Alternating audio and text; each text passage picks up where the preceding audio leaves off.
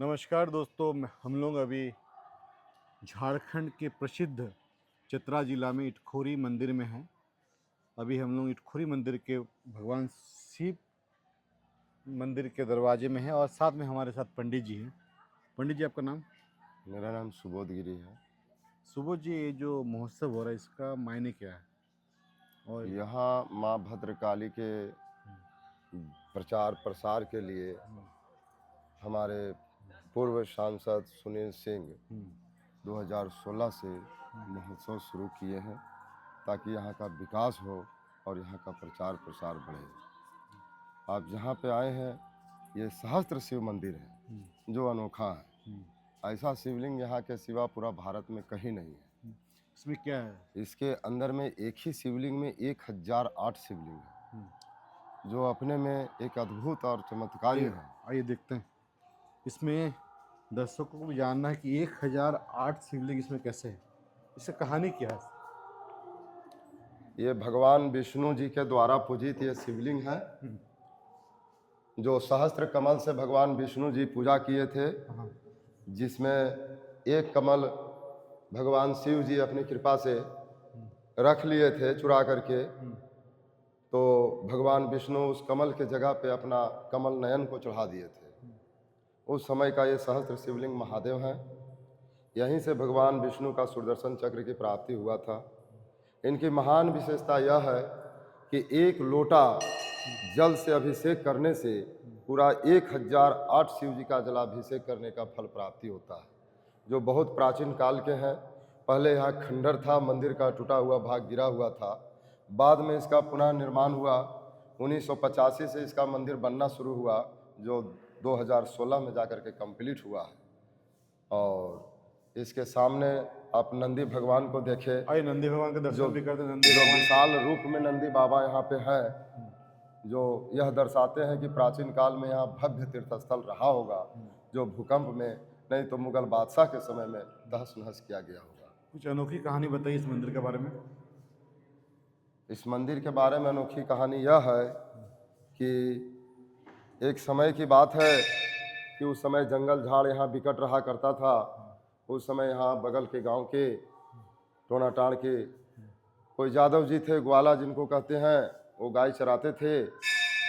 और उसी समय यहाँ माता भद्रकाली उनको दर्शन दिए थे और उनसे मतलब जहाँ भगवान शिव है वहाँ माँ काली, माँ दुर्गा भी है। हाँ, यहाँ पे शक्ति जो है सो भद्र रूप में विराजमान है।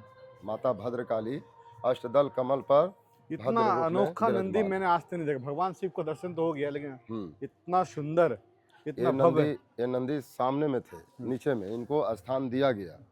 रामवृक्ष मातो डीसी साहब 1998 में इनको स्थान दिए और यहाँ पे बिठाए। इनके सामने में जो दरवाजा देख रहे हैं, ये दरवाजे के पास आप रूपी खम्भ था, जो गेट था पत्थर का।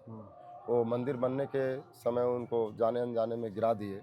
और वर्तमान डीसी साहब इस प्रोग्राम में हैं। हाँ, तो उस पाया को यहाँ पे लगा दिया गया है। जो ओरिजिनल पाया इधर का जो देख रहे हैं, यह ओरिजिनल पाया है, जिसको अभी रंग पेंट कर दिया गया है। इसी को देख करके उस साइड बनाया गया है, जो इसके मुताबिक उत्कीर्ण नहीं हो पाया। कटक से आए थे मिस्त्री लोग, लेकिन नहीं कर पाए। मोटा कारीगरी जो था वो कर दिए, लेकिन महीन वाला नहीं कर पाए। यही गेट यहाँ पे सामने था, जहाँ पे ऊपरी से भी पत्थर का टुकड़ा लदा हुआ था, जिसमें नाग नागिन यहाँ साक्षात विराजमान रहते थे, जो दोनों साइड से लोरे हुए रहते। जब आते तब दर्शन होता था, फिर उसी में घुस जाते थे। ऐसा ये प्राचीन दृश्य यहाँ पे था। तो आप दर्शन किए?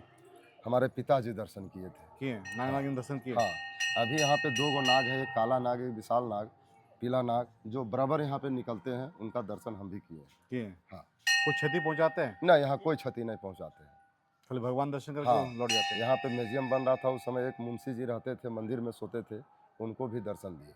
बिछौना बिछाने वक्त उनको भी दर्शन दिए। एक बात बताइए कि बोला जाता है कि भगवान बुद्ध और जैन का विशेष मतलब मूर्ति यहाँ मिला हुआ है। हाँ, क्या लिंक है? खुदाई जब हुआ तो बुद्ध से भी रिलेटिव कुछ सारी मूर्तियाँ निकले, समझे न। और एक पीछे और मूर्ति है जो तीनों धर्म के संगम बताया जाता है, जिनको हम लोग कोठेश्वर नाथ प्राचीन काल से कहते आ रहे हैं। वहाँ कोठी चढ़ने की परंपरा है। मनोकामना सिद्ध होने के बाद वहाँ मिट्टी का कोठी बना के चावल भर के चढ़ाया जाता है, इसलिए कोठेश्वर नाथ हम लोग कहते हैं। उसी में जैन धर्म की और बौद्ध धर्म की प्रतिमाएं उत्कीर्ण है, जैन वाले जैन कहते हैं और बौद्ध वाले बुद्ध का कहते हैं, तो इसीलिए उनको संगम माना जाता है। बहुत ही रहस्यमय है इटखोरी इटखोरी बहुत रस्म है। यहाँ से आपको 500 फीट पर कनूनिया माई का मंदिर है, जो प्राचीन मुख्य द्वार इधर ही से था। वहाँ पहले पूजा करते थे, तब लोग इधर आते थे। यहाँ विकट जंगल था, झूरी और बाला वहाँ चढ़ाने की परंपरा था, चढ़ा के लोग इधर आते थे। यहाँ विशाल विशाल बाग रहता था माता जी के पीछे में, लोग ढोल बजनिया के साथ आते थे, तब यहाँ पूजा करते थे, बाग यहाँ से चले जाते थे।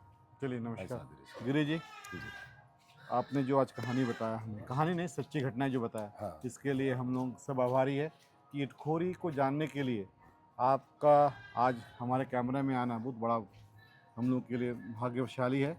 और कुछ कहानी है कि जो हम लोग नहीं जानते हैं? हाँ, और इसका ये कहानी है कि आज जिसे आप जान रहे हैं ईट खोई, ये ईट खोई का अपभ्रंश इटखोरी हुआ है।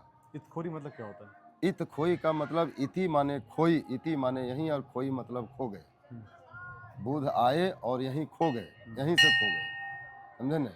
तो इनकी प्राचीन कथा यह है कि ये जगह जो देख रहे हैं, जो आज भद्रकाली के नाम से जाना जा रहा है, ये भद्रावती के नाम से जाना जाता था सतयुग में। और ये नदी, इसके तीनों साइड से नदी बही हुई है। उस नदी का नाम पुष्पभद्रा था, समझे न?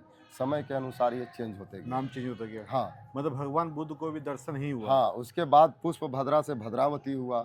उस समय इस नदी का नाम महानंदा हो गया, भद्रा से महानंदा हो गया। उसके बाद फिर कुछ काल बीता तो फिर जो है सो भद्रावती से भदलपुर हो गया, जिसको आज जैन वाले कहते हैं। इस जगह को भदलपुर के नाम से भी जानते हैं, समझे न? उसके बाद जब बौद्ध युग आया तो यहाँ बुद्ध आए थे माता भद्रकाली की आराधना के लिए। उनकी यहाँ तपस्या नहीं पूरा हो सका, उनकी मौसी आई गौतमी, उनको लेने के बहुत प्रयत्न की, लेकिन वो यहाँ से गए नहीं। रात हुआ, मौसी सो गई और रातें रात बुद्ध उठे और चल दिए। सुबह मौसी जगी तो बुद्ध कहीं नहीं मिले। खोजने के बाद मौसी रो रो करके थक गई, लेकिन नहीं मिले तो उनके मुंह से निकला इति खोई। इति माने यहीं खोई, मतलब खो गए, मेरा पुत्र यहीं खो गए। यही कहानी। तब से इस जगह का नाम इत खोई का भ्रम इटखोरी हुआ, जो कलयुग में हुआ। चलिए धन्यवाद।